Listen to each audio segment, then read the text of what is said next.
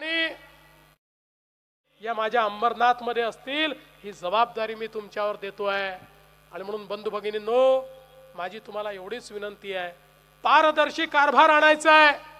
या ठिकाणी कुठल्याही प्रकारची गुंडागर्दी नाही, कुठल्याही प्रकारचा अतिरेक नाही, तर एक प्रकारे पारदर्शीपणे काम करणारी अशा प्रकारची नगरपालिका ही आपल्याला तयार करायची आहे।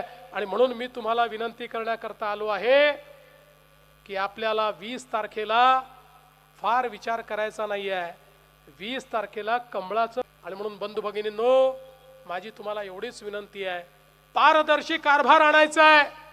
या ठिकाणी कुठल्याही प्रकारची गुंडागर्दी नाही, कुठल्याही प्रकारचा अतिरेक नाही, तर एक प्रकारे पारदर्शीपणे काम करणारी अशा प्रकारची नगरपालिका ही आपल्याला तयार करायची आहे।